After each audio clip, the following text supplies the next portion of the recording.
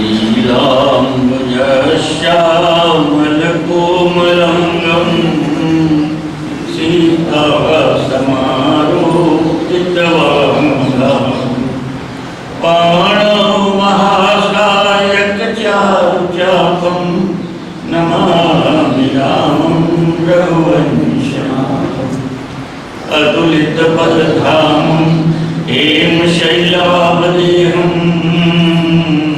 दनुजवन्त्रशानं ज्ञानिनामग्रगण्यं सकलगुणनिधानं वानराणामधीशं रघुपतिप्रियभक्तं वातजातं नमामि मनोजवं मारुततुल्यवेगं जितेन्द्रियं बुद्धिमतां वरिष्ठं वातात्मजं वानरयोतमुख्यं श्रीरामदूतं शरणं प्रपद्ये वन्दं तुलसीकेचरं जिनकी जग काज कल समुद्र बूढ़ो प्रगटे शब्द जहाज सियावर रामचंद्र शंकर हरिओ जय जय सिया राम जय जय हनुमान गुरु ब्रह्मा गुरु विष्णु गुरुदेव महेश्वर गुरु साक्षात् परब्रह्म तस्मै श्री गुरुवे नमः। पिछली बार जहाँ हमने विश्राम किया था, रावण के दरबार में हनुमान जी ने विभिन्न प्रकार से रावण को समझाया, उपदेश दिया, लेकिन रावण पर कोई असर नहीं हुआ। इसके विपरीत उसने कहा कि मुझे लगता है कि इस बंदर की मौत बड़ी नजदीक आ गई है, क्योंकि मुझे लगा हमारी का गुरु बड़ ज्ञानी मुझे उपदेश देता है, और उपदेश देता है गुरुवर तो गुरु दक्षिणा देना चाहिए। तो गुरु दक्षिणा में क्यों ऐसे मृत्यु दे दिया, क्योंकि ये मुझे उपदेश देने की चेष्टा कर रहा है जो मैं संसार का परम मित्र नहीं। इसके पहले जैसा कि हनुमान जी ने कहा था त्यागो तम अभिमान, और हम चर्चा की थी कि अभिमान 3 प्रकार का होता है, सात्विक, राजसिक और तामस। तामस अभिमान छोड़ने को कहते हैं। सात्विक इन तीनों प्रकार के अभिमानों के उदाहरण भी हमको रामचरितमानस में मिलते हैं। इसके बाद हमने विस्तार से इन तीनों प्रकार के अभिमानों की व्याख्या की थी। फिर एक बार केवल उदाहरण हम बता दें आपको। सात्विक अभिमान का सर्वश्रेष्ठ उदाहरण रामचरितमानस में है परशुराम जी। सात्विक कार्य करते हैं, पापियों का संहार करते हैं, लेकिन अपने इस कार्य का, सात्विक कार्य का इतना अपमान हो गया कि ऐसा कई जगह उल्लेख आता है कि नाम तो उनका राम नहीं था, लेकिन अपना परशु, अपना परशा, उससे वो इतने प्रसिद्ध हो गए थे, इतने प्रसिद्ध हो गए थे, हर जगह परशा करने पर टांगे हुए, हर एक को परशा अपना दिखाना कि देखो मेरा परशा, और उससे डरा करो। तो इतना वो परसे कौन से राम बोले, परशु वाले राम, तो उनका नाम ही परशुराम पड़ेगा। और सात्विक अभिमान केवल सत्संग से, केवल स्वाध्याय से, केवल उपदेश से दूर हो जाता है। उसके लिए ज़्यादा प्रयास नहीं करना पड़ता, सत्संग करना पड़ता है। सतत सत्संग करता रहे आदमी तो विवेक जागृत होता है, और विवेक जागृत होता है तो अभिमान अपने आप नष्ट हो जाता है। तो सात्विक अभिमान परशुराम जी हैं। राजसी अभिमान का सर्वश्रेष्ठ उदाहरण है बाली, जो करता तो काम अच्छे, लेकिन उसे अपनी शक्ति का घमंड है, कार्यों का घमंड नहीं, शक्ति का घमंड है, और उसे ऐसा लगता है मुझे कोई पराजित नहीं कर सकता। तो राजसी अभिमान जो होता है उसके लिए भगवान को जीवन में कहीं न कहीं एक आध चोट पहुँचाना पड़ता है। अगर हम में राजसी अभिमान आ जाए तो कहीं न कहीं हमारे जीवन में कोई ऐसी घटना घट जाएगी जिसके द्वारा हमारे गर्व पर चोट पहुँचेगी, और एक ही बाण प्राण हर लेना, एक बाण से ही उसका राजसी अभिमान खत्म हो जाता है। तामसी अभिमान ऐसा है कि कई बाण चलाते रहो, कोई असर ही नहीं होता।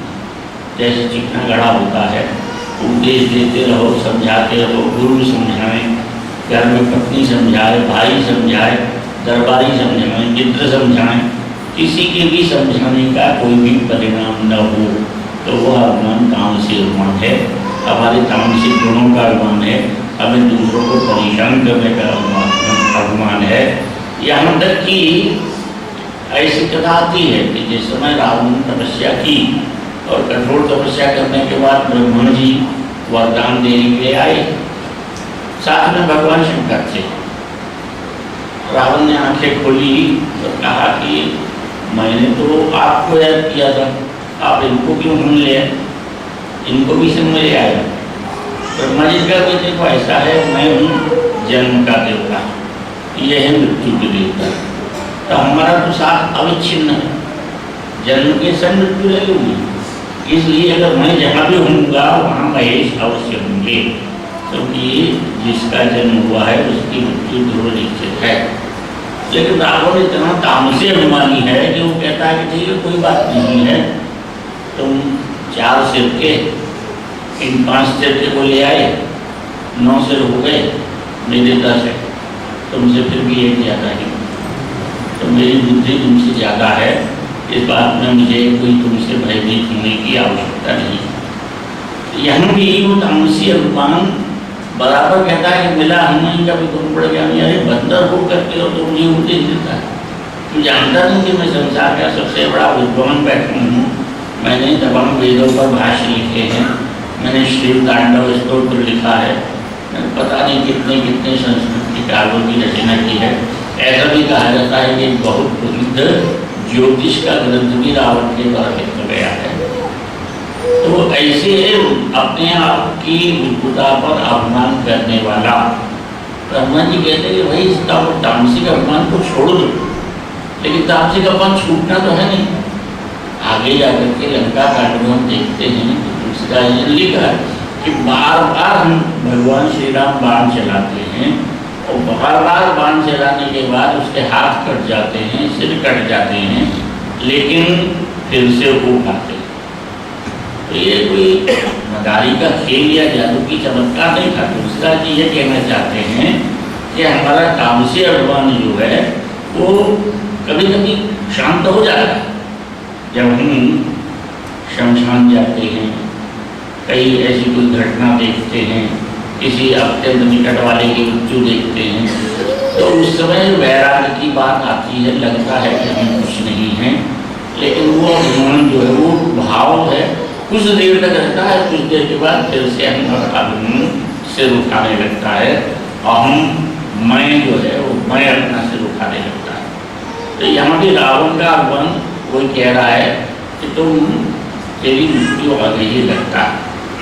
हनुमान जी ने कहा कि अब लगता है कि मृत्यु इसी की आ गई है, मृत्यु भक्त और प्रकट में जाना, तुम्हारा प्रतिभ्रम हो गया है कि तुम्हारा तुम्हारी मौत निकट आ गई। और जैसे ही उसने ये कहा, खिसियाना आदमी जैसे कहीं कहावत है ना, खिसियानी बिल्ली खंबा पहुँचे, तो खिसिया गया रावण। जब हम किसी से कुछ चर्चा कर रहे हैं, बात कर रहे हैं और हमारी बातों का सटीक उत्तर मिल जाए और हम कोई उत्तर न दे सकें और जनता को स्पष्ट लगे कि हम पराजित हो रहे हैं, तो जो पराजित होता है आदमी वो बड़ा खिसिया जाता है और खिसियाहट में फिर उल्टा सीधा बोलने लगता है, उल्टा सीधा प्रलाप करने लगता है। रावण ने भी कहा कि इसको वध कर दो, तुरंत इसका वध कर दो। रावण राक्षस लोग तो बिल्कुल मौके की ताक में थे, उन्हें लगा था कि इसने बहुत परेशान किया, अशोक वाटिका में हमारी खूब पिटाई की, और न केवल हमारी पिटाई की है, ऐसा एक रामायण में तो यह भी वर्णन आता है कि लंका का एक भी घर ऐसा नहीं था जिसमें से एक न एक व्यक्ति की अशोक वाटिका में मृत्यु नहीं हुई। इतने वाला हनुमान जी हमारे थे कि प्रत्येक घर का एक सदस्य मरा, तो हर एक बिल्कुल इस मौके की ताक में था कि कब बदला ले लें। और अगर मौका अच्छा है, बंधा हुआ है, कुछ कर नहीं सकता, नागपाश में बंधा हुआ है, तो इसलिए इस समय मौका अच्छा है दौड़े मारने के लिए। लेकिन उसी समय विभीषण जी आ गए। विभीषण जी से चूँकि पहले ही बात हो गई थी, विभीषण जी से मित्रता भी हो गई थी, विभीषण जी को यह भी मालूम था कि भगवान श्री राम के भक्त हैं कैसे बचाएं? उन्होंने नीति की बात की, नीति विरोधन मानिए। नीति यह कहती है कि दूध अवध्य होता है, दूध का वध नहीं करना चाहिए। तो सुना तो व्यंसी बोला दर करता, ये व्यंसी शब्द जो है यहाँ खास तौर पर है कि हंसकर बोलो, क्या अंग भंग करे पठो इच्छा, राक्षस का अंग भंग करके इसे पहुंचा। तो अंग भंग करे पठो मंगल, तो ये हिंसा क्यों? तो हमने कहा इसलिए हिंसा कि मरना तो ऐसे है, अभी जरा कम कष्ट उठा के मरता, राक्षस लोग इसका सिर काट देते या किसी प्रकार से इसका वध कर देते तो कम कष्ट होता है इसे, अब ज़्यादा कष्ट होगा। मैं कोई कम बुद्धिमान नहीं हूँ, मेरी 10 सिर है, तो मैंने तरकीब ऐसी निकाल ली है कि तेल बोर पटमा विपरी पाव के देव लगा के ममता पूछ, इसकी पूछ पे कपड़ा लपेटो और तेल लगाओ और आग लगाओ। तो आग लगाने से क्या होगा? बोले ये तुरंत अभी तो बिना कष्ट के मरता, अब आग लगने से तड़प तड़प के मरेगा। मरेगा तो नहीं, क्योंकि किसी की पूछ पे आग लगाओ, यानी वानर की पूछ में आग लगाओ और आग लगाने के बाद स्वाभाविक है कि खाली पूछ तक तो आग सीमित नहीं जाएगी, सारे शरीर में लगेगी और सारे शरीर में लगेगी, जलकर मरेगा, तड़प तड़प कर मरेगा, आसान मत नहीं मरेगा। इसलिए उसको मुझे बेहसी हंसकर बोला कि मैं भी कम नहीं हूँ, तुम लोग तरकीब निकाल लो इसको बचाने की, लेकिन मैं भी कम नहीं हूँ, मैं ऐसा उपाय कर देता हूँ कि इसकी मृत्यु तो निश्चित है ही। तो अब वो जब उसने ऐसा कहा तो जात बहान सुन रावण बचना राक्षस, तो जैसा मैंने कहा कि मौके की फिक्र नहीं थे, तो लागे रचे मूढ़ सोई रचना। तो मूढ़ तुलसीदास जी ने कहा कि मूर्ख, तो मूर्ख क्यों कहा? भाई मूर्ख इसलिए कहा कि सोचने की बात है, किसी भी व्यक्ति की, भले व्यक्ति हो, पशु हो, पक्षी हो, उसके शरीर में आग लगाओगे और उसको कहीं आपने बांध के नहीं रखा है तो निश्चित है कि वो भाग दौड़ करे, और भाग दौड़ करेगा तो घर के अंदर है, मैदान में तो है नहीं, भाग दौड़ करेगा तो मकान में आग लगेगी, कहीं न कहीं तो आग पकड़ेगी, वो जो भागेगा वो हो सकता है कि वो दौड़ के आपको ही पकड़े। तो लागे रचे मूढ़ सोई रचना, बोले मूर्खों को ये ध्यान नहीं आया और महामूर्ख को ये ध्यान नहीं आया, जो महामूर्ख है आदेश देने वाला उसको भी ये ध्यान नहीं आया कि ये परेशान हो सकता है, बंदर की जात है, छत पे चढ़ सकता है, आग लगा सकता है इधर उधर, तो ऐसे आदेश मुझे नहीं देना चाहिए। लेकिन रहा नगर बसन, इस पक्ति पर लोगों को बड़ी आदत थी, तो लेकिन ने ऐसा कर दिया कि सारे शहर में न तो घी बचा, न तेल बचा, न कपड़े बचे। तो जो बाकी दरबार में बैठे थे, रावण भी बैठा था, तो उधर नंगे थे, क्या कपड़े ही नहीं बचे। तो अन्य वाल्मीकि रामायण में स्पष्ट लिखा, वाल्मीकि रामायण में वाल्मीकि स्पष्ट कह दिया है कि ऐसे कपड़े जो बेकार हैं, जो पूछ पर लपेटी जा सकती हैं, जो काम के नहीं है, ऐसे अनुपयोगी कपड़े इसकी पूछ पर लपेट ली जाए। तो स्वाभाविक है कि यहाँ पर तुलसीदास जो कह रहे हैं कि अगर वो कपड़े नहीं बचे, यानी ऐसा कपड़ा नहीं बचा कि जिससे पूछ पे लपेटने के काम आ जाए, जो पहनने के काम का नहीं है, जो बेकार है। तो ऐसे जीर्ण शीर्ण कपड़े शहर में बचे ही नहीं, सारे जितने हर एक घर से लोगों ने सोचा कि हमारे घर का आदमी बड़ा है तो इसको मारने में हमारा सहयोग होना चाहिए। तो सब दौड़ दौड़ के ले आए, और इतना कि पहले तेल बोर पटवा रावण ने तेल खरीदा, लेकिन तेल खत्म हो गया तो उन्होंने घी भी लगा, तो दिक्कत नहीं है, अभी प्रज्वलनशील पदार्थ है। तो सब ने कपड़े लाए और ठाड़ी बड़बाड़ी पूछ कीन कर खेला, कौतुक कहाँ आए पौर्णमासी, नहीं चरण रही बहुमासी। बदला लेने का मौका होता है, रावण और राक्षस जात है। वैसे भी आप देखें कि कोई व्यक्ति बंधा हुआ हो और उसने हमको मारा, तो अगर वो जो बंधा हुआ हो तब हमको भी दो चार हाथ चलाने में आनंद आता है कि हमारा इसने हमको मारा था, अब मौका लेना अच्छा है, अभी अपना कुछ कर नहीं सकता नहीं। तो देखा वो फिल्मों में, फिल्मों में नहीं टीवी पे भी जब कोई मनचला पकड़ा जाता है तो वैसे भले हाथ नहीं चलाए, लेकिन भीड़ जब हाथ चलाती है तो लगता है कि तो अपन भी हाथ गरम कर लो, थोड़ा मजा मिले। तो राक्षस लोग मारे ही चरण लात मार रहे हैं, लात मार रहे हैं, कोई गालियाँ दे रहा है, करे बहु हंसी बहु प्रकार से मजाक उड़ा रहे हैं। और मजाक उड़ा रहे हैं उसके बाद बाजे ही ढोल देनी सब ताली, ढोल बजा रहे हैं, ताली बजा रहे हैं और नगर फेरी पूरी पूछ रहे हैं, नगर में घुमाया। मुझे चलो ये अच्छा हुआ, तो रात के अंधेरे में मैं लंका नगरी को पूरी तरह से नहीं देख पाया था। और जैसा ने कहा कि लंका जलाना है, तो इन लोगों ने पूरे नगर में घुमा के मुझे ये बता दिया कि कहाँ कहाँ नगर बसा है, किधर बस्ती है, किधर कैसा है। तो अच्छा हुआ कि उन्होंने मुझे घुमा दिया। पावक जलक तो देखिए हनुमंता, पावक शब्द यहाँ पे दिया है। पावक यानी जो पावन करे, जो पवित्र करे।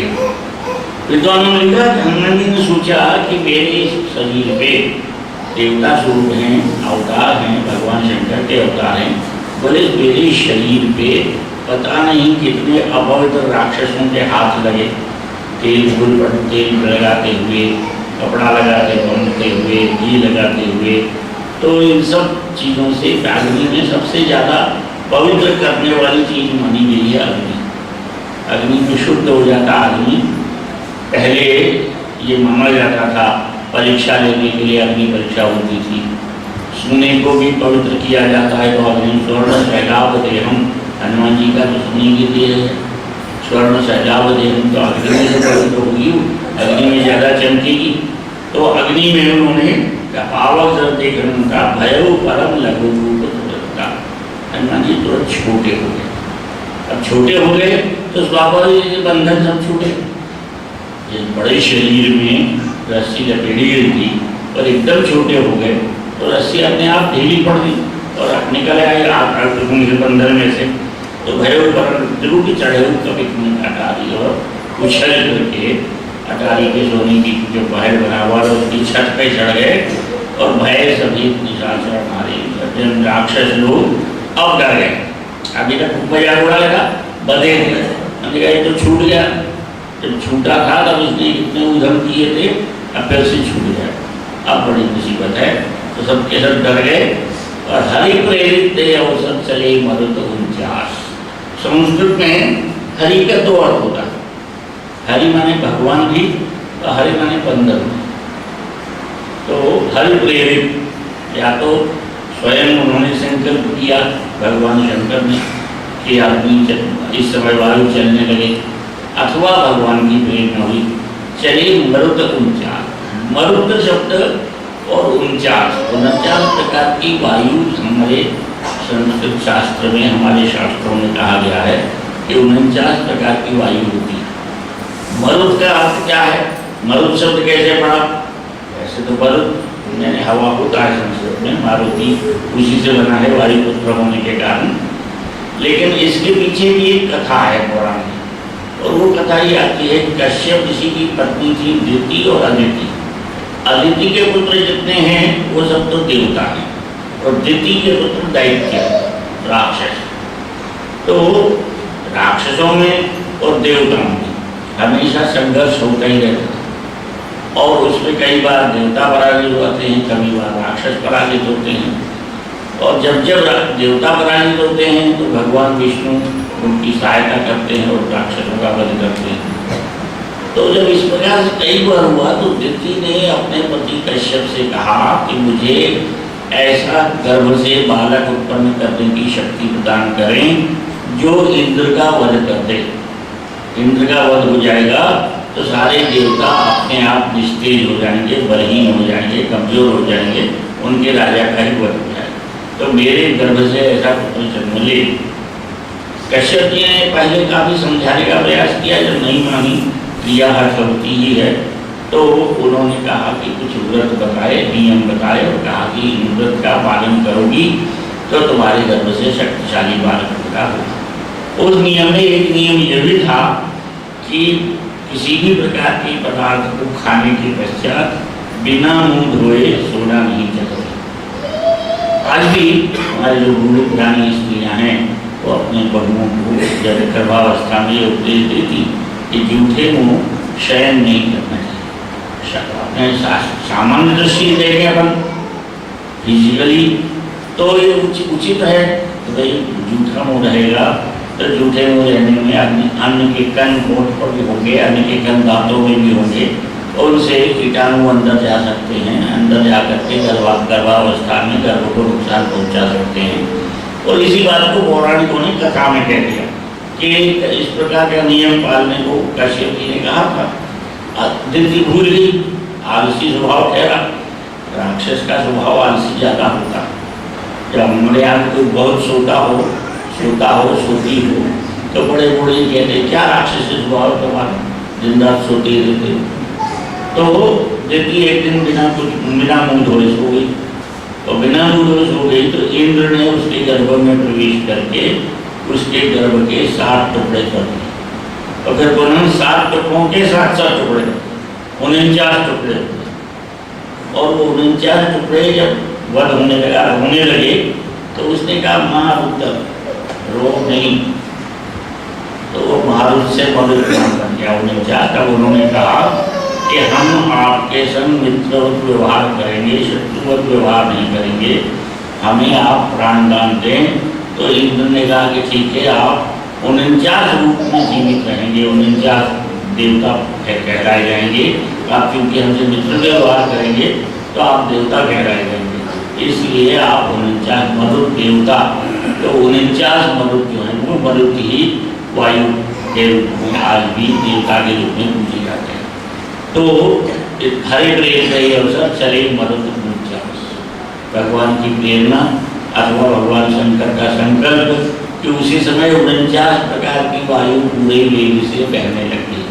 जब 49 प्रकार की वायु पूरे वेग से समस्त वायु बहेंगी तो तूफान आएगा और आग ज़्यादा बढ़ती, तो आग बढ़ी और अट्टहास का गर्जा कभी बड़े लाभ था।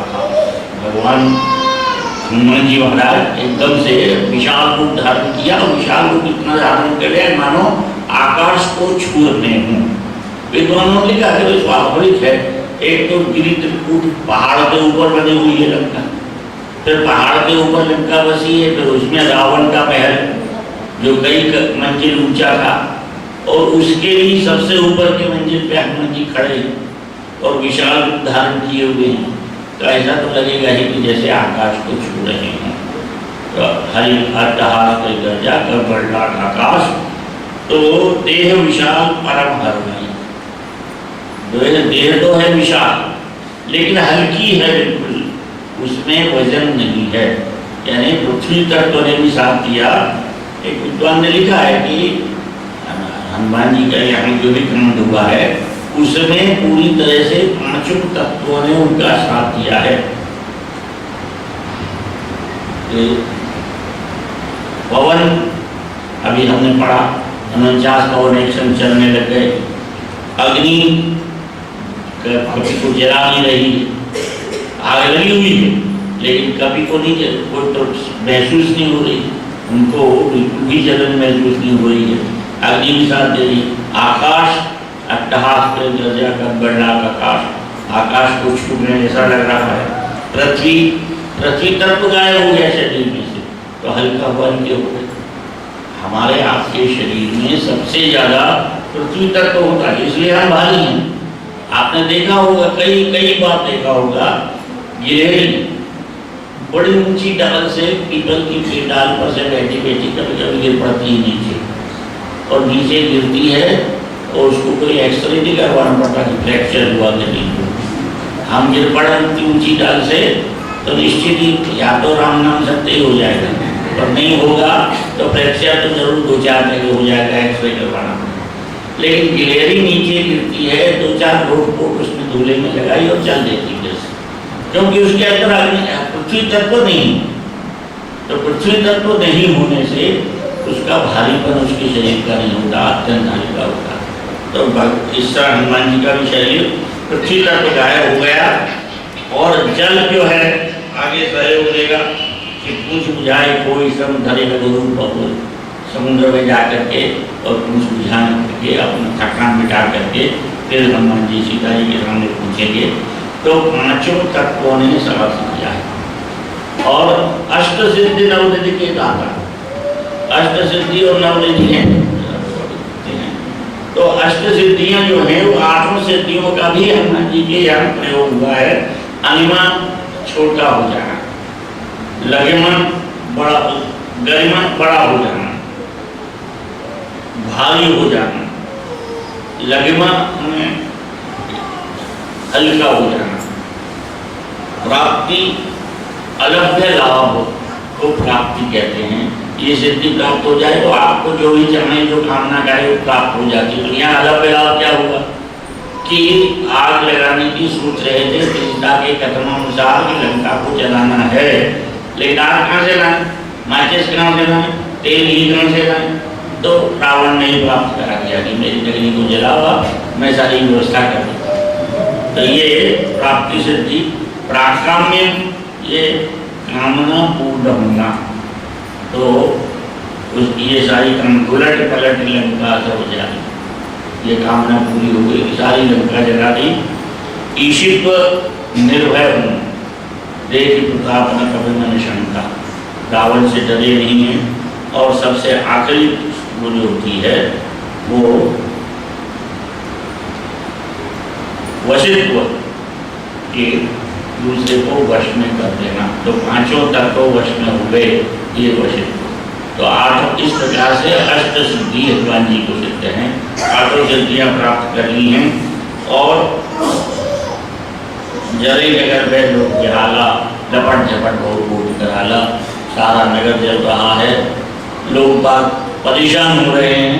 बस एक बात कहकर के हमारी प्रोग्राम में इस बात को आगे बढ़ाते रहेंगे कि कभी कभी लोग पूछते हैं कि रावण इतना शक्तिशाली, इतना बलशाली था और उसकी लंका चल रही थी, उसके यहाँ कैबिनेट डिपार्टमेंट नहीं कर दिया उसके राज्य में, या उसने आदमी को बुझाने के लिए कोई प्रयास नहीं किया।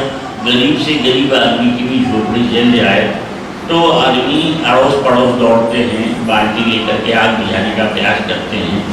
और रावण के राज्य में इतने सारे राक्षस क्या सकते हैं, चुपचाप आग लगते हुए देखते रहे। इसका उत्तर रामचरितमानस में तुलसीदास ने दिया, कवितावली में बहुत बढ़िया उत्तर दिया। कवितावली में कहा कि इंद्र तो उसके हाथ जोड़े खड़ा रहता था, इंद्र सारे देवता डर के मारे उसके हाथ जोड़े खड़े रहते थे। उसने इंद्र को कहा कि वो तुम्हारे डिपार्टमेंट है ना, प्रलयकालीन बादल, जब प्रलय होती है तो सारी पृथ्वी जलमग्न हो जाती है, उन बादलों को बुलाओ। और कवितावली में लिखा आए हाथ जोड़ से खड़े होंगे, महाराज क्या क्या है, बोले ये आज्ञा है, इतना पानी बरसाओ, उतना पानी बरसाओ, इस बंदर का पता नहीं चले ये बह जाए और आग बुझ जाए। उन्होंने कहा ठीक है, गए वो और वर्षा शुरू की। तो वर्षा इतनी तेज वर्षा हुई कि सारी लंका जलमग्न हो गई। कश्मीर की अभी वर्षा हो ही रही है, उससे ज़्यादा हुई होगी कि सारी वर्षा लंका जलमग्न हो गई। लेकिन वहाँ लिखा है युगपट भानु देखे, हमने सैकड़ों सूर्य देखे। बादल आगे कहते हैं कि हमने अपने जीवन में सैकड़ों सूर्य प्रलय के समय चमकते हुए देखे, प्रलय के सामने देखे। प्रलय जब होती है तो इतनी ज्यादा आग लग जाती है चारों तरफ, वो भी हमने देखी है। शेष मुख अवलोके लोके बार, शेष मुख अंगल लोके बार बार। ऐसा कहते हैं कि शेषनाग जब उपकार मारता है हजारों गुण से, तो उसके हर उपकार से अग्नि प्रकट होती, वो भी हमने देखी। तो इस तरह से हजारों सूर्य चमकते देखे हैं हमने, प्रलय की अग्नि देखी है, शेषनाग के मुख से अग्नि निकलते देखी है। लेकिन आज जैसी अग्नि देखी है वो कभी भी नहीं देखी मैंने। बोले क्या है बात वाले कि आज तक सुनी न कान, कभी हमने कान से बात नहीं सुनी। सलिल सर्पी सम, सलिल माने होता है जल और सर्पी होता है संस्कृत में घी। तो बोले कि ऊपर से पानी बरस रहा है और नीचे जाके घी बन जाता है। तो हम क्या करें, हम तो इतना पानी बरसा रहे हैं, सरे सर्पी समान तो अति अचरज कियो केशरी कुमार है। ये हनुमान जी ने कोई अचरज का डाला है, हमें पता क्या हो रहा है, लेकिन हमने जितना पानी बरसाया जमीन में जाके घी बन गया है, तो आग बुझने के बजाय और भड़क रही है। हम इसमें कोई असमर्थ है आग बुझाने में, ये कहकर के वो बातें चले गए। तो रावण ने काफ़ी प्रयास किया, आग बुझी नहीं और ढूंढ करके जल रही है। 15 दिन चलने अपने के वृंदावन के आ